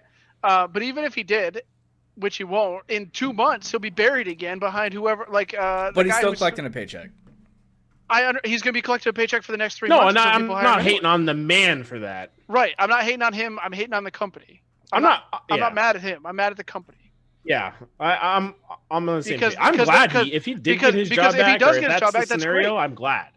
But what I'm saying is they were overstocked on talent for a long time, and they waited to cut that talent until the absolute worst possible time when those people couldn't get jobs. And now because he cried on Twitter, he's on TV. And I'm not saying like that I don't believe in Rockstar Spud the wrestler. I'm saying I don't believe in WWE's handling of it properly. Even if they want to give him his job back, they could have waited until 3 months was over and not made everybody else on that roster who they cut feel like absolute dog shit. Well, that, and not to mention, in 3 months, if they did bring him back and they just kept everything hush hush, it would have been a huge thing. Like, okay, exactly, they're starting to bring him back. No, it would have been him rolling up Gronk for the fucking 24/7 title. Like exactly. So like that's what I'm saying. Him like seriously, let him. I don't know. I'm perfectly fine with this. Like I'm a great I'm a great Rockstar Spud fan, and I've told you that, and I'm great, and I love him. But what I'm saying is WWE could have handled this differently than turning it into a storyline right now. They could have done the same thing that Jinder and Drew did and been like, I've been gone for 3 months and now I'm back to prove myself. Like even he'd still be collecting the same fucking paycheck 4 months from now. I mean, that's fair. I don't know. I don't have a problem with what they're doing. It's just kind of, I think it's just gross. Now, if I find out this entire thing was a work and he wasn't legitimately released and they went back and won the title, I would be upset. Yeah. But if it's the other way where it was a shoot release and they saw this and said, whoops, maybe we made a mistake and bring him back, I'm perfectly fine with them utilizing real world situations to further a storyline and potentially build a character. I'm okay with it. And the reason I think it's gross is because it's in the competition slot. It's in the AEW slot where they have to compete against AEW. So what do? We take a heartbroken person who has a personal investment in this tournament, and we pit him against AEW. Yeah, but you're also, the way you're saying it though is like, let's not do what's best for our business. I'm not. I mean, if you had enough talent, if you had so much confidence in your talent, you don't need somebody you fired to be in that tournament. I mean, Vince and Triple H have been so confident. Well, it was also a perfect storm because he was in that tournament. He was already announced for the tournament prior to the announcement of the release. So it kind of became a perfect storm of dominoes that happened to get him. And again, he could lose next week and be gone from the company, and this could all be not for nothing. But it could be, the perfect storm where, well, he's gonna go back on TV. We're still gonna he's being gracious. He cut this awesome promo. Let's change him. Let's backpedal on this and let's push him. Who knows? All I'm saying is, and go ahead. And any other sports company, if you're released, you don't get to play the week you're scheduled for. Okay, but WWE is not any other sports company. I mean, that's all there is to that. Man, next week's NXT is loaded. So we got Io Shirai versus Flair. We got Dream versus Cole. They already scheduled Dijakovic versus Gargano, which I missed. You have the Killer Cross and Scarlett debut, and you have a Finn Balor returning. That's a stacked ass show. I could see Djokovic's against Gargano, right? Yeah, I think Cross and Scarlett, they're the exact same woman, except one's not manly. I think they're going to get involved in that match either before it even takes off, because I don't think you're going to let Gargano lose clean. Well, no, Cross is going to be feuding with Ciampa, and I think Gargano and Ciampa are going to be separated. So I don't think that you're going to see that. I think you're going to get a squash match with Cross, and then either they'll move on and that'll be it for the debut, or we'll get a Ciampa coming back and attacking him from behind. Yeah, I mean, I'd really like to see Scarlett and Cross get a lot of exposure. I agree. So I'd rather see them feud with Johnny and Candice. Right. Obviously, Cross is the more expensive talent of the two. So you're gonna get more work out of him right away. Yep. Because Cross got like screwed by TNA or Impact for so long, like they owed him hundreds of thousands of dollars for merchandise and stuff. So like he's gonna get his money's worth right away, and I guarantee that was in his contract. Scarlett's just happy to be working, but I'd really like to see them get equal exposure because they're both great stars. So hopefully that Ciampa feud ends not fast, but quicker than most WWE feuds. Yeah. So we can see, like, I hate when great female talent gets relegated to a manager position, unless it's a Zelina Vega type thing. Yeah. So I'm hoping that they get enough she's time. Prominent. Yeah. Yeah, and she's doing great because she's the star of that faction. Without that faction, nobody would give a single fuck about that title or anybody in that for faction. sure. And Andrade is a great talent. He just doesn't talk because he very can't. bad English. Yeah. So I just want her to get as much of a rub as him, but I'm really excited for both of them. They're going to bring a great, like, because we've been watching the same stars in NXT for a long time. Obviously, they're trying to bring like Djokovic and Dexter Lumis up, but I think they're going to bring another level of stardom to NXT. So it'd be pretty cool. So I pissed AJ off, and now I'm going to piss Ferdy off because the main event of this, I think, was the best wrestling match of the entire week. Oh my God. Damian Priest versus Keith Lee. I'll tell you why I think this just barely topped the Archer match, and that's because I thought there was a chance that Damian Priest could have won this match. I'm going to sit back and watch this. Well, so here's the thing. They told a great story on the main event of AEW, but it was a fine match. I'm not hating on the match. There was no chance that Archer was losing that match. No chance. Absolutely not. No. Damian Priest is a future megastar in this company. He was a megastar before he was a megastar before he came to WWE. Right. He was and Keith Lee is obviously huge right now. But this match was another well-told story. Some big moves by some very big men. It was super entertaining, and honestly, without the blood in the Archer match, I think more people talk about this match this week than the Archer match. I don't think anyone's talking about this match, although that's just my opinion. It was a fine match, but I mean, Priest and it's not their first time wrestling. Yeah, that's my whole point, is that we've seen this in some form or factor. Whether we have it's cool. It was a great match. I mean, the match was great, but the story, I didn't think Priest had any chance of winning this personally. But I mean, whatever. The story just wasn't there for me. And I'm not saying the match wasn't great, but that's why I think the Lance Archer match was so much. We knew the outcome of that match, but like the story that was told within it and the blood, all props to AEW, because the one thing we continue to say week after week is, even though we know the outcomes of a lot of the matches, they do a good job of making you care. Yeah. This was a great match, and I just don't think it was better than anything on AEW television. Oh, that's fucking high. That's just you don't think it was better than a fucking Marco stunt match? I love that match. Oh, fuck you. No. I love the match. I'm not. I'm being a little sarcastic when I say that it wasn't better than anything. Again, the reason that I thought that I think Keith Lee has a chance of losing any match that he's in is because I think eventually sooner than later they want him out of NXT. And I agree. Yes, so who, Priest? No, Keith Lee. No, Keith Lee, man. That man's a megastar. Yeah, absolutely. 100%. And I think they're going to get this belt off him sooner than later. So I do think I see him dropping the belt eventually. And that's why anytime he has a big match like this, there's potential for him to lose somehow. Sure, I just don't think Priest is that person that takes it off him. I know who's going to take it off him? No, but I'm not a huge fan of Damian Priest. I think he's fine. I just love the character. I'm not really into. Isn't he like 40? Like, the dude's old. I actually have his profile up right here. He is it's like 38, right? yeah. 38, yeah. I mean, Keith Lee's not young either. I think Keith Lee is 36. 6, yeah. I think we looked 35. He turned 36 November 8th, yeah. So I mean, they're in the same age bracket. You can't really.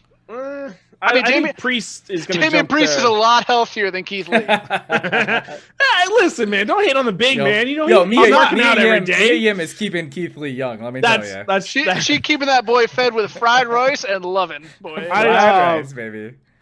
Yeah, but I don't know. The match was fine. I just didn't care about the feud, I guess. That's fair. Is Keith Lee on next week? They didn't announce anything with him, no.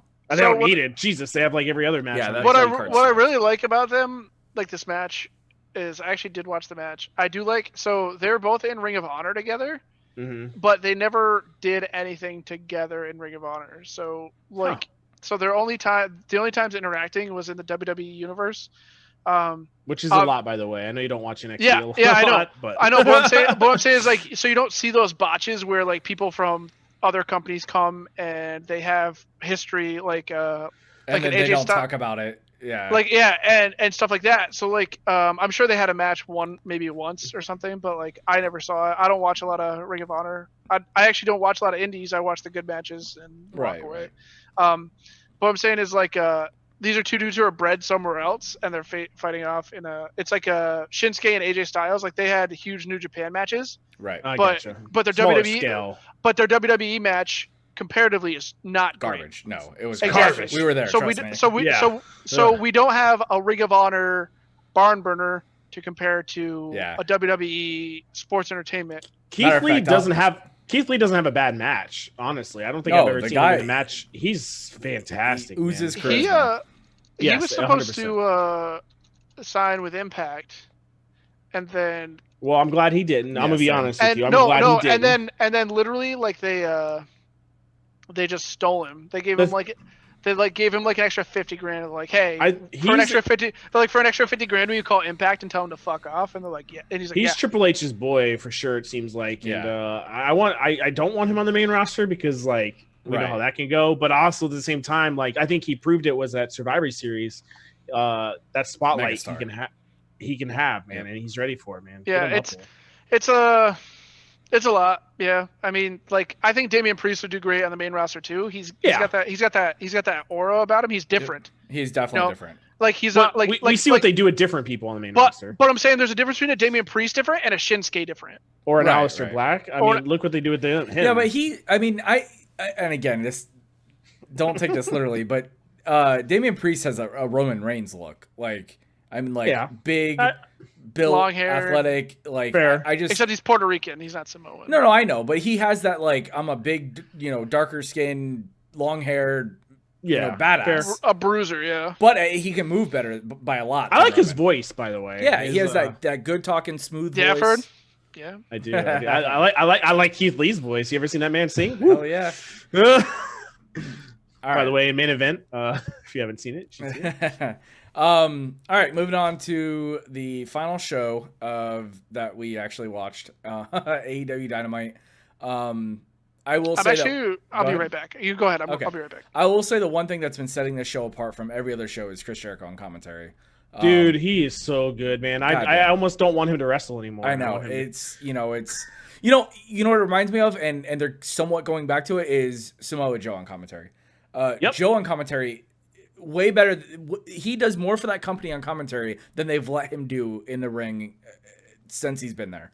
It makes you think, like, what are they doing with their commentary? Not so much AEW, but WWE. They have all these great people that every time their guest commentary, Samoa Joe and Austin, we were talking about Austin Aries before. Earlier. Yep. Man, like, God, they're so good. Like, pay these guys. They've done it in the past. I mean, Lawler was a talent. Right. They did it with Macho Man. Booker T. They've done it with Shawn Michaels. They've done it with Taz. If you go through the history of commentators through WWE, you always had that former talent sitting at the desk. More times JBL. So if you go through the history of what they've done, the problem is that right now, the way I'm sure Samoa Joe's contract structured, his downside is way more, so they're paying him a lot to be sitting there. Fair. But to be fair, they also owe him a lot because his most recent injury was taping a freaking commercial for them. So they do owe him a lot. But anyways, Jericho definitely sets the shows apart, and it's gonna be sad when he leaves commentary because what he's been doing has been pretty incredible. I'm gonna be sad when JR comes back. Unfortunately, I am too, man. He needs to move to color because I think his input can mean a lot to the talent, but he has to stop calling play-by-play and let the other people do it. Let mask guy. Why can't I think of his name? Who's the guy in the mask? I know his name, but now that you said mask guy, the only thing in my head's fucking mask guy. So thank you for that. AJ Ono. AJ. Oh my God, it's gonna piss me off because I talk about him all the time. Excalibur. Excalibur, what about him? Jesus, mask we were just guy. saying that we're gonna be sad when JR comes back. And I was saying that he should really move to a color position and let Excalibur call the action. Oh, absolutely. Because I think he can do a lot for the talent in that position. But I was listening to, or I watched 2008 Backlash where they did the championship scramble yeah. with Triple H and Brian Kendrick, and Brian Kendrick was actually WWE champion for like 10 minutes. And JR called that match, and I was like, man, the JR then and the JR now are completely different people. Yeah, Yep. yeah, man. And I You actually get old. I actually made a note about that, and I completely forgot about it. It's literally sitting on my phone right now, and you brought it up, so thank you. Yeah, I just watched the WrestleMania 28 Shawn Michaels Undertaker Hell in a Cell match again. Or I'm sorry, Triple H Undertaker with Shawn as referee, and they brought JR out for that. And that was in 2012, and he was still pretty well put together then. And you could tell when how much he can add to a match. He can make a match, but unfortunately, I think the times have passed him, especially AEW. You know, if he's sitting back calling main events and Raw on, you know, Drew McIntyre and Roman Reigns matches, that's one thing. But these guys are moving fast and they're doing moves that he doesn't know the names of, and he doesn't know the names of them. So Yeah. you know, it's a little rough. It's a little rough. It's he really should be, and honestly, like, it's not a big thing. Like, they could literally give him half the matches. Yeah. Rotate. They have him. They have Taz now, which right. And Taz has been phenomenal. Like, We were WWE, just talking like, about how good that he is. Yeah. yeah. And I mean, obviously, he's a bit of a prick, and that's why he didn't work out anywhere else. Other than WWE, like WWE just let him go. They said, "Hey, we don't need you. We pay you too much," because he was a wrestler before he was a commentator. But like, you could literally move JR to the Moxley, Jericho, Hager, like the slow, Right. technical matches that you see, and Yep. then have X like as main, and then Excalibur as color, and then Yep. you can move JR to color on those new, High fly. exciting, yeah. high flying Yep. matches, and it would work out just fine. Nobody would know the difference. Obviously, you're not yelling "by God" every 10 minutes anymore, so like, Wow, you know what I'm God. saying? But No, I like, agree. But and then you could just leave them as a pair, and then just have them alternate depending on what, and then like you wouldn't have to piss JR off because JR is great. He's one of the best, obviously. But at the same time, he like, this is all he has. His wife's gone. Like, he's old. He got does some more bad than health. just commentary on AEW. Yeah, I know, but what I'm obviously, saying is, like, this is all he's got left in wrestling is this company. And Right. yeah, fair. And I don't want to say he's burned a bridge with WWE by signing with AEW, but everybody who's signed with AEW or done something with AEW has been blackballed by the WWE. Like even Vicky Guerrero for showing up on an episode of Dark Yeah. She or did whatever good. or whatever she did. She showed up on this week's episode too. Yeah, she did. But what I'm saying is, like, yeah. So I agree. Excalibur should call the newer, faster, less technical matches. Yeah, Yeah, I'm fine with I that agree. too. So I don't know what I missed before that. Sorry. No, literally, we- that's all we talked about. I was literally talking about how WWE has always, since I've been watching, taken former talent, wrestling talent, you know, because we were talking about losing Jericho and how sad that's going to be when he comes off commentary, but how, you know, they're doing it with Samoa Joe right now, but they've done it with, you know, they start Macho Man and Shawn Michaels and JBL and Taz, and, you know, having that person on the booth, you know, JBL, Yeah. you know, Booker T, it means a lot. And I think it goes a long way, and it's going to suck when, you know, and Excalibur is a talent. Don't get me wrong. He wrestled, but is he a talent? Like, I mean, no one, he doesn't really have any credibility when it comes to that. So, I don't. I to like. wrestling? well, to the audience, the mass audience, he doesn't. Oh, right, yeah. Then Yeah. he created one of the best indie promotions. Yeah, PWG. Yeah, no, trust me, his credentials are there, but I'm saying to the mass audience on TNT, I gotcha, what I comes see what out of you're his saying. mouth doesn't mean anything. I know? feel you. I gotcha, That's I gotcha. all. JR has more, you know, verbal power than Excalibur. When it JR comes to has more business. weight to him. Absolutely, physically like and having- literally. It's like, yeah, it's like having Jesus. Sorry. I don't know. They're probably about the same weight. JR's just small. Like, he's a yeah, smaller, he's, like he's yeah, a short. he's short and round. And Excalibur's a former. I mean, I know what you're saying. Like, it's like choosing between like having Joe Biden speak and Obama speak. It's because Right. Obama's actually been president that you'd rather have Obama speak. All right, up next, we have a fantastic match, and this could easily have been called Match of the Night too. Cody versus Darby Allin. They showed some of the Fighter Fest, which I was there for, which was awesome. So they showed some of that You went to that? Yeah, I go to see. Oh yeah, it's part of the game. Is the part of Yeah. the game? Oh, Yep. okay, that's what. So that was pretty great. They're doing something good with this Cody and Darby Allin storyline. Talk about this match. I gotta order some sushi. They're I gotta order some sushi. They're definitely they're building it up to eventually Darby Allin beating Cody. I don't know how long this is gonna take, but the match was good back and forth. I liked. Do you feel like that? They're making Cody's finisher move, I feel like, very weak. The Crossroads. The Crossroads. Every time he only does one of them, they kick out. And all the matches he's won with it, he's had to do 2 or 3 times.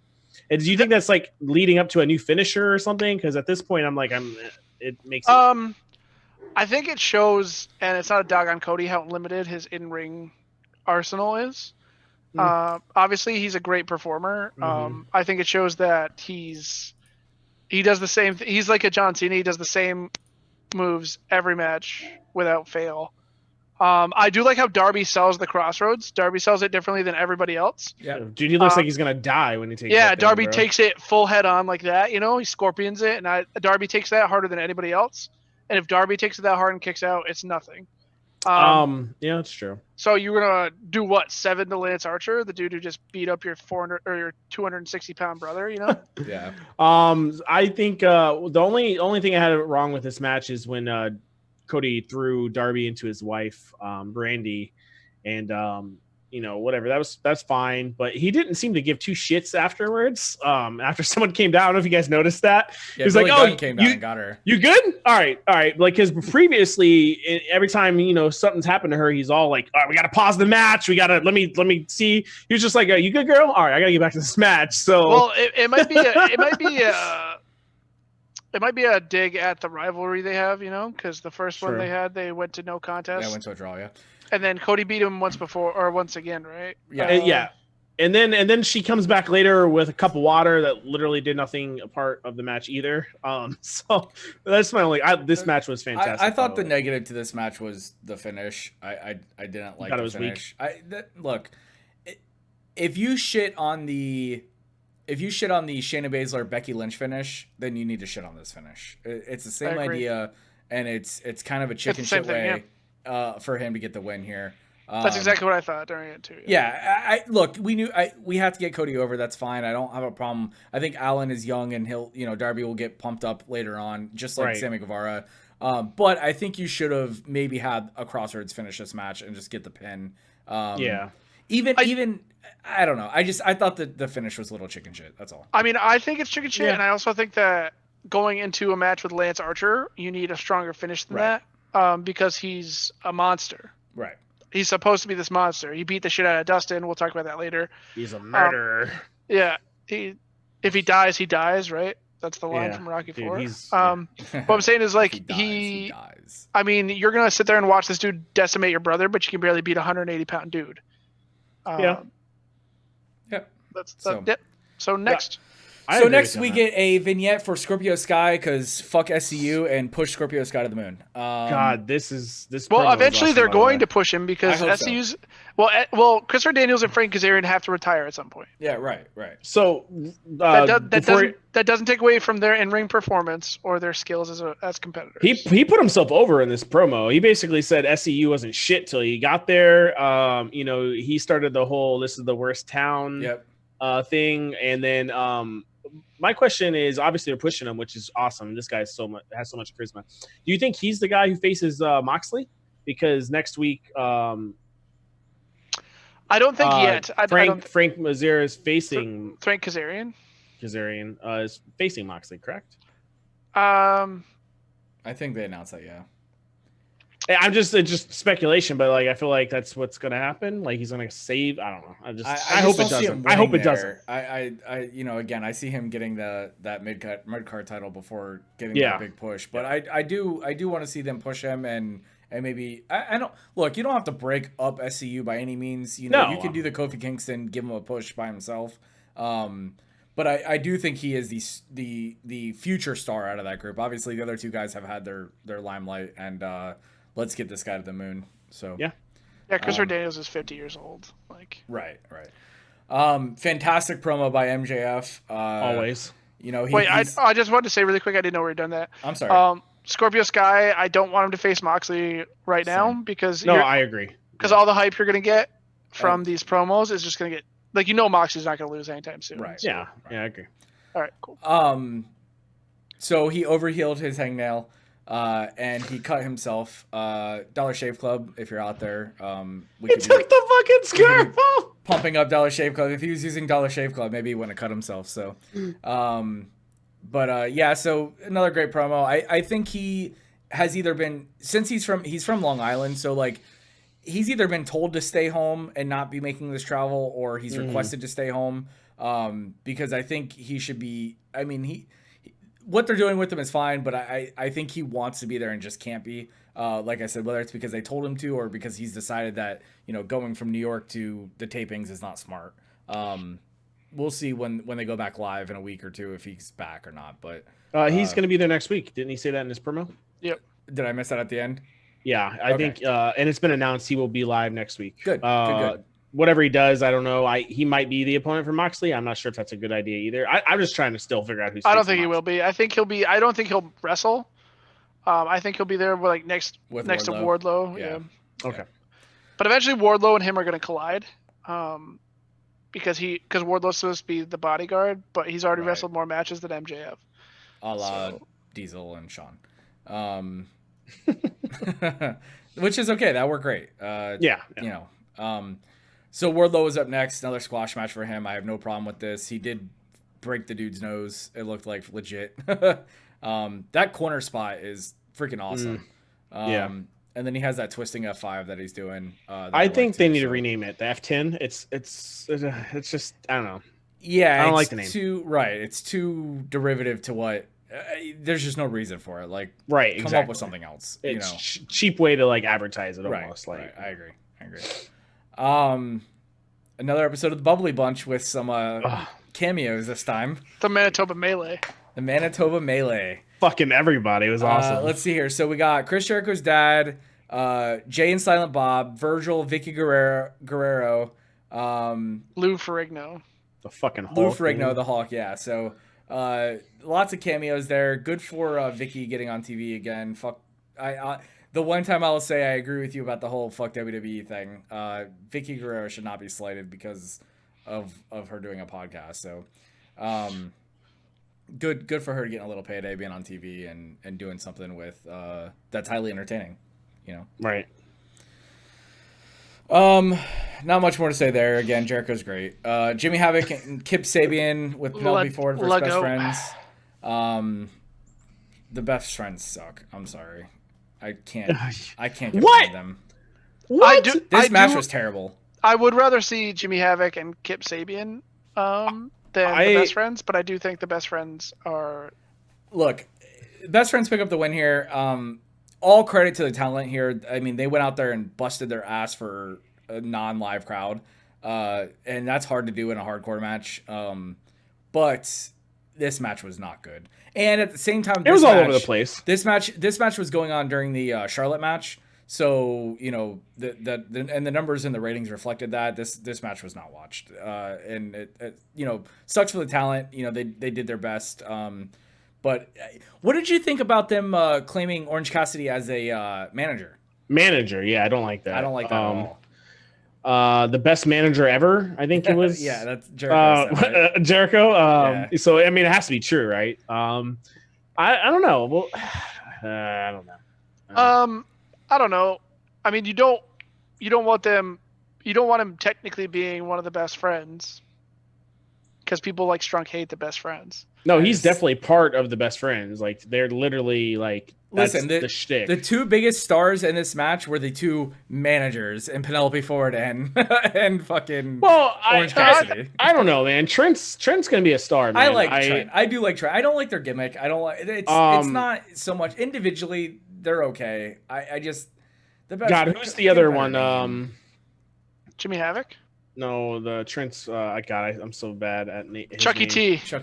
Yeah. Chucky had some. I had to Google it last week. Yeah. He had that spot where he pile drived him through the chair. No, I don't know if you saw that. They busted their ass. Yeah, sorry.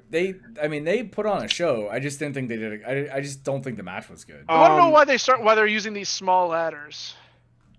Because they're cute. So cute. Like they used it last week too. Well, it's all pre-taped, so that's probably why they used the same ladder. But last thing else, I mean, the match wasn't the greatest. I'll agree. I don't think it was terrible, but I will.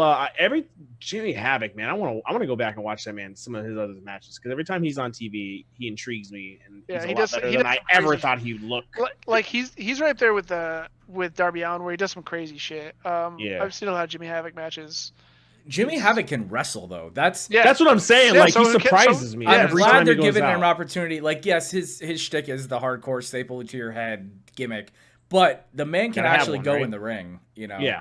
Yeah, him and Kip Sabian, like they're great in-ring talents. Yeah. I don't know why they're paired together. They're probably real. They're probably friends, like somewhere. I mean, Penelope Ford's their valet, I guess. I don't know if they're actually a stable, but Right. But I think they're both great, and having them lose to the best friends pisses me off more than the best friends winning. I think the best friends are great, but we just went over this. Why AEW lets non-tag teams beat tag teams? And Well, a tag team won. but if they're They're not. that dude with their biggest star outside of a champion and a tag team champion. That is totally different than them building a new tag team to beat. They did mention, by the way, I'm not sure if you watched, listen to the commentary. They did mention that I think Best Friends are on a very big winning streaks. So I'm not sure if they're just trying to build them up more and more and more. I know that's good. I knew that would excite you. This show is seriously lacking Death Triangle or whatever the hell her name is. Oh my God, yes. I'm so excited. Well, that's because they're all in foreign countries. They right. Can't Yeah. So moving on, another fantastic promo by Britt Baker. She goes on to list. Rebel is a former TNA champion. Yes, she introduces Reba. Her Reba. is actually Rebel. She goes on to say that things that are not okay are glasses wearers, fat people, and people with snaggletooths, all while showing pictures of Tony Schiavone. Literally, that describes every man on this podcast. Yep, and she explains that Photoshop and filters exist for a reason. Make sure you use them. She's seen Freddie's Snapchat. Hey man, she's leaning into this. She's leaning into this well. I like it, and it's way better than the Bailey. I know everyone's comparing that. She's stealing. 100% agree with you. Well, she did an interview, and she's like, honestly, I don't even like. I pay attention to podcast. Yeah, she said I pay attention to the wrestling matches. I don't pay attention to the gimmicks. So if she's gonna be saying she's a role model, I'm gonna actually show that I'm a role model because I don't want our things to be confused. Right. And these promos that she's doing is I think she's. I mean, right. Bailey just goes out there with a T-shirt. You know what I'm saying? Right. It's cool. And it shows that if given the opportunity, their female talent will shine. We just need more of that. I agree. Yeah, hopefully. Yep. And now we enter until the main event, the absolute bullshit portion of the show. We get Sean Spears, a squash match with Sean Spears, who apparently is using the sharpshooter. Is that new? He did announce on Twitter that it is mine, or whatever he said. Okay. The sharpshooter's mine now, or something. Okay. I wonder if in this his is going defense, off. Tully Blanchard also used the sharpshooter. So Fair enough. Okay, right. And they're together. I'm assuming, he lost to Cody Rhodes with getting pinned by a figure four, right? Right. So I wonder if this is gonna be his new thing. He just starts using submission all the time. Well, didn't somebody say on WWE TV that they're just gonna start stealing people's finishers? Big E said it. Oh, no, Big E said it. Yeah, Big E said it. He's like, I'm just gonna start using everyone's finishes.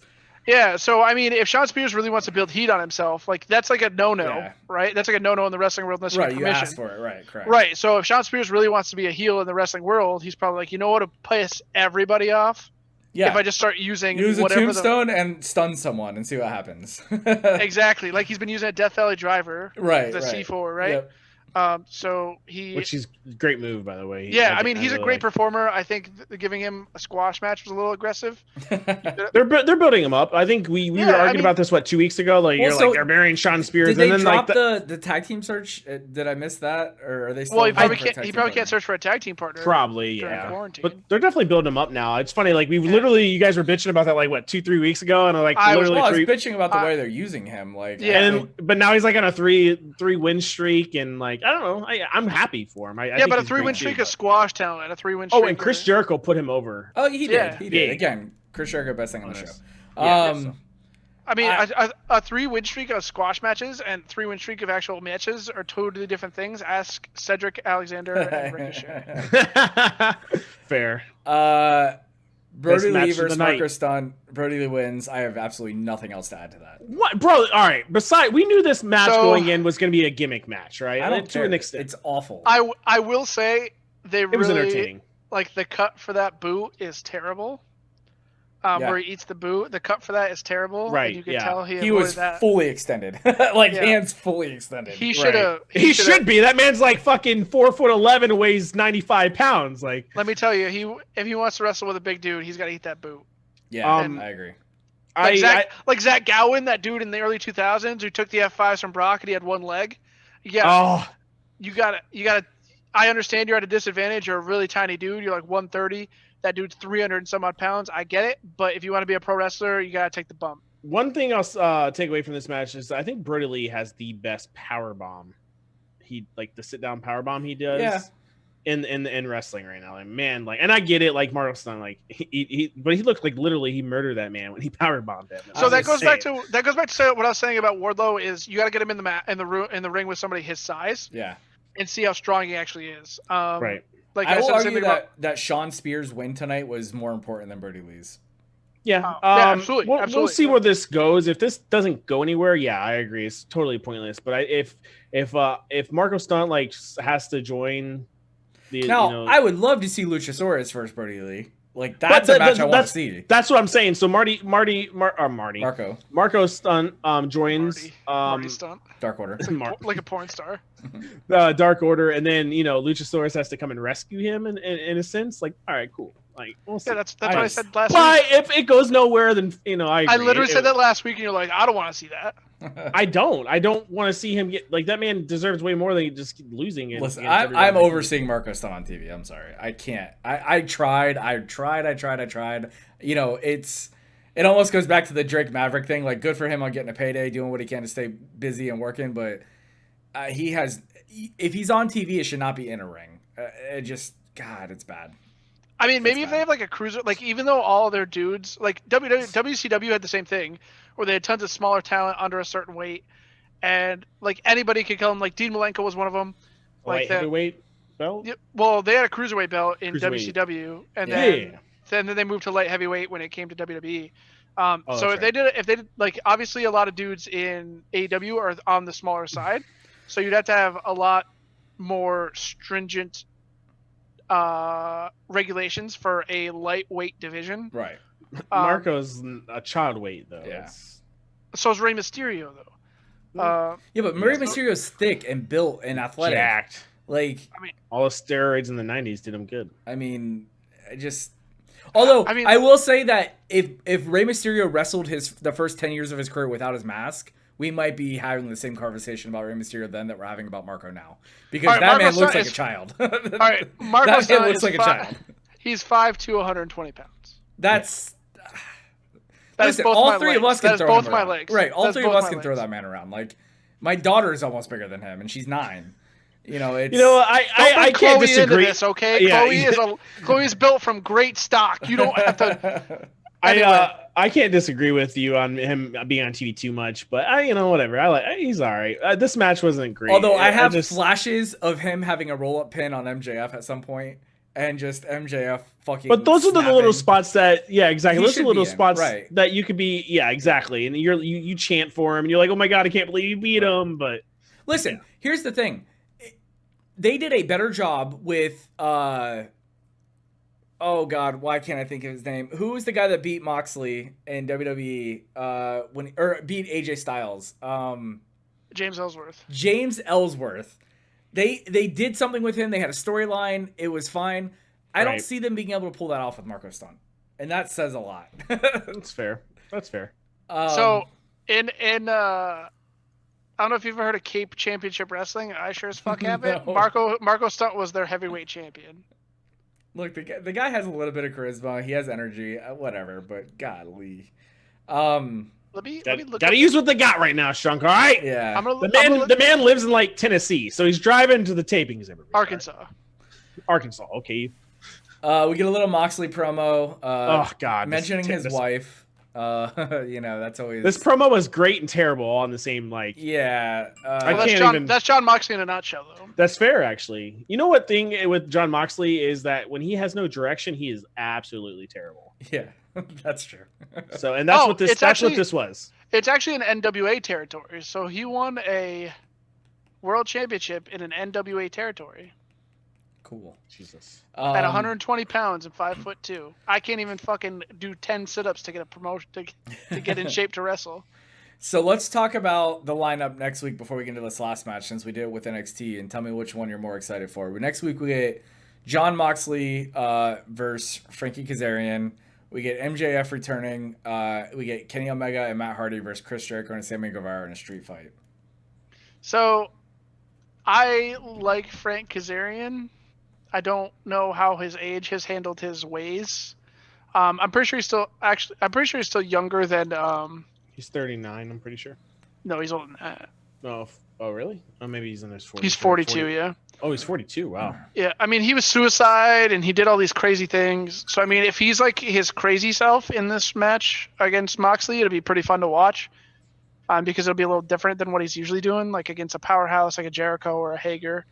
But if he's just member of SCU Frankie Kazarian, it's gonna be real bad. Look, I'm excited to see Kenny and Matt kind of team up. I think that'll be kind of cool. Yeah, me too. I'm excited for that. Too. Obviously Chris Jericho and like this street fight is going to turn into. You know what this is going to do? You know exactly what this is going to do?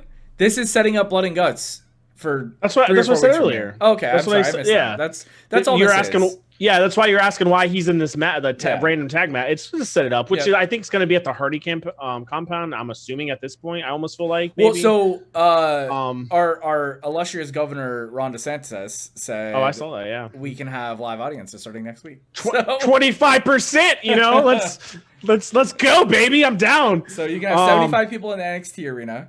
That's rude. That's rude. You can have. You probably can have 75 people in the take that back. Arena. Take it back. Nope, it's not happening, AJ. So, anyways, let's get to what you just lost your SummerSlam ticket. Aw, that's not gonna be live. Let's get to what most people think was the match of the week. Dustin Rhodes. Can you believe we're saying Dustin Rhodes was involved in one of the best wrestling matches in a week? You almost said wrestling? Wrestling. Well, back in his day, it was wrestling. I remember my first memory of Dustin Rhodes is him wrestling in a back of a semi, driving down back roads with barrels of hay in the fucking back. And you know what? They should have done that in this match. I think that would have been fucking awesome. But that's my first memory of Dustin Rhodes in WCW. Hey, was Jake the Snake? Jake the Snake was ringside, right? Yes, he's out of quarantine. I don't know if he was ringside, but he's out of quarantine. I can't remember if I saw him or not. I do not think he was ringside. No. This is you got to remember. This was taped. Oh, right. So he was in quarantine when it was taped. You're right. So maybe next week. I'm assuming next week. Yeah. Here's one thing I don't like about this match is I actually do think that Dustin Rhodes got too much offense. There's definitely an argument for that. 100%. I will tell you that I don't predict that Dustin Rhodes got more offense in this match than Cody will in his match. Absolutely. And you know what? If Cody comes out of this the winner, I will be very. And it's not because I don't like Cody Rhodes. I think it goes back to what I talked about earlier. If you can't win with your finishing move and you have to hit multiple moments of your finishing move, you're just wasting time. Yeah. So if you can't pin a Darby Allin who's here, let me actually pull up the specifics. Other than that, this match was great. I'm a huge fan of Lance Archer so far. Yeah, he's really great. It's a really good pickup for them. It is, and he looks fantastic. I mean, he's $1 million. The Mohawk looks awesome. He's old. He's 43. Yeah, Lance Archer is. Yeah. Wow, dude. All right. Well, I I would have never believed you on that. So Lance, so real quick, I'm sorry to cut you off. Lance Right. Archer is 265 pounds. Darby Allin is 180. What's that move he does? Is it the moonsault off the rope? The Coffin drop? no, he like. Oh, you're walks talking about on the Lance rope. Archer? Or you're talking about Yeah, actually, it's right here. It's motherfucker like he- who? Oh, Lance sorry. Archer. I'm sorry, Lance Archer. He did it. He did it in the match. He like walked on the rope and did like a moonsault or whatever Oh, it yeah? was. Yeah. That's Yeah. for a guy his size is awesome. Yeah, he's great and athletic for his age and for his size. And but what I'm saying is like Cody Rhodes, if you can't pin, He's a not, dude- bro. yeah, Let's be exactly. honest. And like I don't know where it goes from there. Obviously, you might get the Rocky 3 after where Cody loses and then comes back in 6 months. And I thought at one point they were pushing to Cody snapping and kicking Brandy out and kicking everyone, and like him having like a mental breakdown of some sort. you think this is gonna cause that? It had like I thought it was gonna happen after the MJF match, but I think they're leading to that, and I think you alluded to it tonight when you said when he kind of didn't care when Brandy got hit. It was kind of nonchalant, like Yeah. So maybe they're pushing to him having that mental breakdown, and snapping, and then getting really fucking hot. Maybe they say okay, well he's lost all these big matches, he has to start from the bottom, but he's just gonna be a fucking killer. It's gonna be. It's he's number one in the rankings. Yeah, he's number 1 ranked male for the year. Which is so. No. I'm. Well, I mean, yeah, for the AEW title, he's which he he's can't number fight one. for. Why is he even not ranked? I don't know, and maybe they turn that into somewhat of a storyline later. I really don't know, but he's gonna get absolutely destroyed in this upcoming match. But yeah, I don't know. What are you guys' thoughts on this match? It's gonna be a half hour. I think it should be. Really? I don't think it should be that long. shit. I think it's gonna be longer than it needs to be. I do think Lance Archer though needs to. Oh, he's gonna win if that's what you're about to say. He fucking. Yeah, better. I want him to destroy the entire Nightmare family. Collective. I mean, all that's left is fucking JT. No. Marshall, I or meant QT Marshall. I meant Double or Nothing. I want him to absolutely just murder. If you would say at like QT Marshall comes out, Dustin Rhodes comes out. I want him to just absolutely dominate everybody in the middle of the ring and then pin Cody. Like I don't know how you do it, obviously, but I just want to see him that dominant. So I predict that the entrances for this match will start on or before 9:30 next week. wait, this match isn't next week, is it? Oh no, it's not even next week. What the fuck? It's No, at this the. match- it's this Double or match- Nothing. Oh, it's So like here's double or my nothing. here's my Okay, other, it might and not be a half hour. I know they filmed everything and they had yada yada. Like Double or Nothing's not for like another whole month, right? It's like Yeah, man, that's 3 weeks basically. But that it's gives them crazy. time to. But that also gives them time to develop a women's storyline somehow. A women's storyline, Yeah, I guess. that actual John Moxley storyline, and I guess Right. you can keep building on this. So I mean, Double But or maybe Nothing's Moxley looking beating up. the shit out of Frankie Kazarian causes Scorpio Sky to come out. And... we'll Well- probably see QT Marshall get squashed by Archer next week. Actually, now that you say that. I mean, So that's- going back to your other saying, like, are you more excited for NXT or AEW? Obviously, NXT's so far. That's I mean, stacked. On You paper, can't- you can't on argue paper, that. on paper, it carries more weight. Yeah, for But sure. I will say they're going live next week. So my question is, is everyone coming back? You have 3 weeks or 2 weeks for a pay per view. Are Young Bucks coming back? Is I think Hangman because Page- they're gonna set up the blood and guts match. I think we see the Pride and Powerful, and then we see Young Bucks, and maybe we see Hangman Adam Page, Page? standing there, but actually not get physical and just kind of watch them get their ass kicked, because we still don't know where they're going with that. well, that's I mean, start building Omega and them are something, still but- and him are still tag team champions, right? right. Okay, so I mean, He's been off TV because of right, the whole. right. I get it. So I don't know. I'm NXT's excited. definitely But going to probably be better next. we have Adam Cole versus fucking Velveteen Dream next week, and you have Io Shirai versus Charlotte Flair next week. I mean, those two alone should Oh, win the yeah. show. So Even though Shirai should not be facing her, but whatever. yeah, What'd you just say? he's pissed that Io's gonna definitely. This lose. is Ferdy. He's like, I was trying not to fucking cry when Shirai loses against Charlotte for no reason. everybody's losing against Charlotte for no reason. Yep. So that was the week in wrestling. SmackDown tonight starts in 15 minutes. Yay! I'll have it on in the background like I always do and pay almost zero attention to it. So I'll try to watch when Firefly Funhouse comes on, and I'll go from there. Well, yeah, he. No, I was Speaking of gonna say, Funhouse, you're supposed to be naked for this podcast. Pants down, buddy. Let's see it. Uh-oh. Ferdy's like, mess with the bull, you get the horns. Oh, God. Yeah, I mean, I just want to go real quick before we end this, because I know it's almost 2 hours. We're at an hour 45. Ferdy, you really like that TNA spot, huh? You mean the Moose thing? Yeah. Yes. I don't know shit about TNA or Impact. I'm sorry. But I was watching a little video on it and how he's like brought out back the old belt, and he's just, I don't know, it's just interesting and it intrigues me. And so nobody in the company okayed that. He just because so Tessa Blanchard and Eddie Edwards, the 2 dudes who were supposed to fight in that triple threat match. Did you say 2 dudes? Yeah, I mean she fights in the men's division. She can.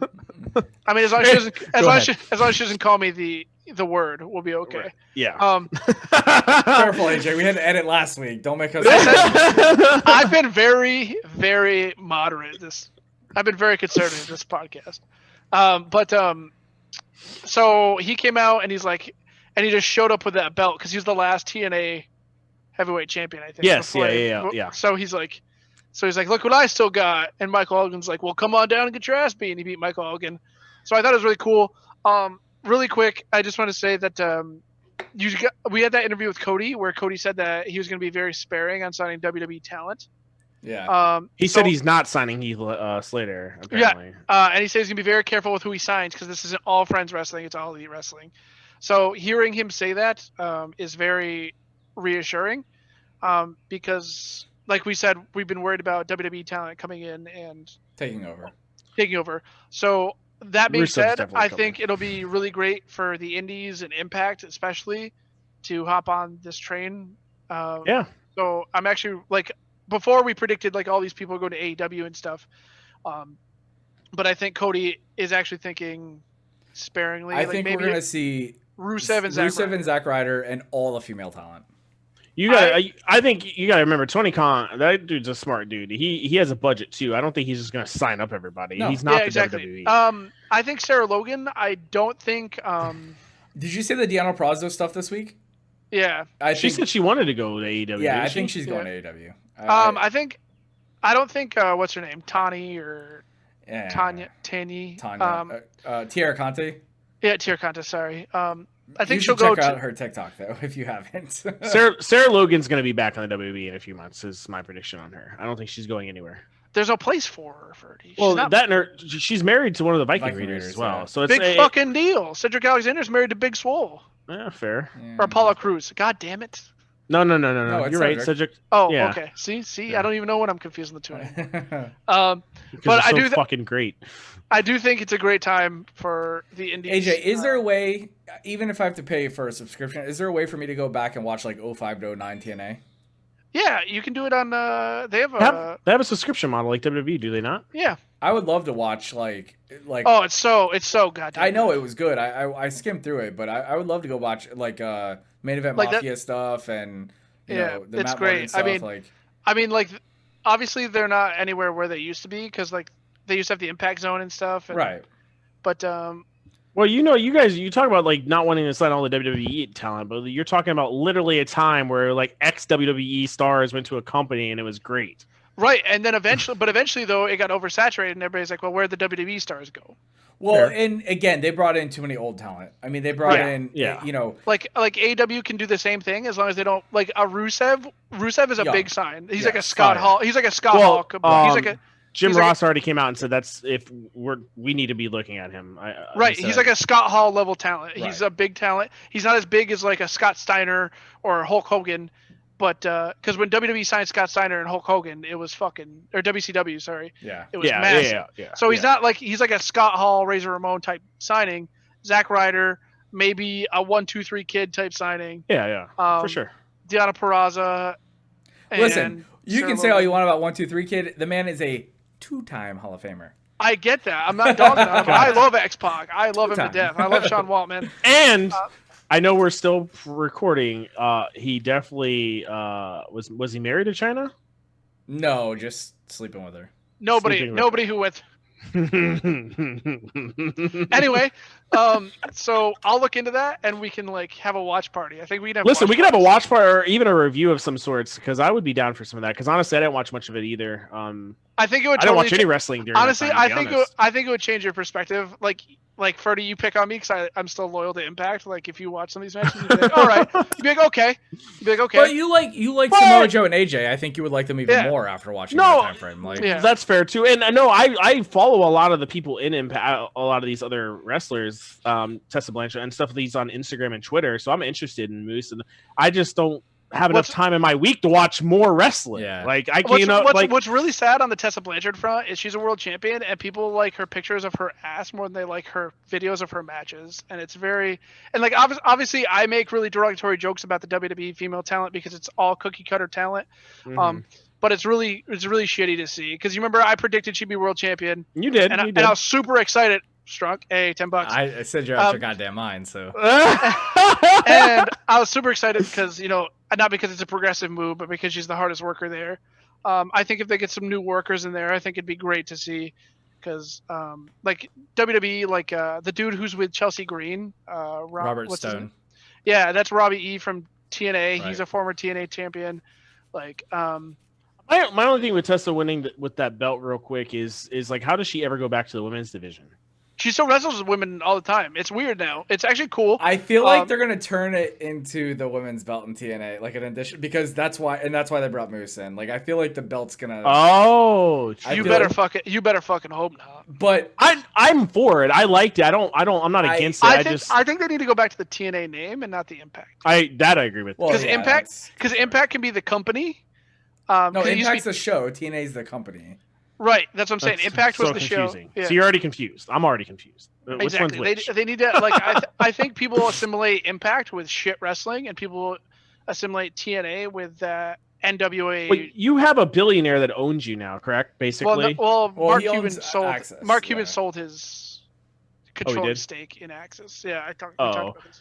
Okay. So I was gonna say with the name Steve thing Harvey. though, it's like let's watch WWE Raw or AEW Dynamite, and then it's like let's watch Impact. Like what the fuck is that? Come on, like do something better. Oh, it's not. Wait, all right. I am confused. So Impact is the company's fucking name? Yeah, they I changed. thought it was the show's name. No, when Access bought but- when Access bought Anthem, they got changed rid it of from TNA. TNA. It was TNA Impact, and then they just changed it to Impact Wrestling. And literally anyone that knows Impact knows it's still. I still call it TNA. I honestly thought they were still called fucking TNA. So that's why I thought it was funny and cool that Moose brought out the TNA title because Tessa Blanchard's because it's not recognized by the company anymore, but Tessa Blanchard is Impact World Champion. Oh, and well, I think the Impact belt becomes part of the women's division. But Moose goes on Twitter and says he's now a 3-time Impact World Heavyweight TNA World Heavyweight Champion.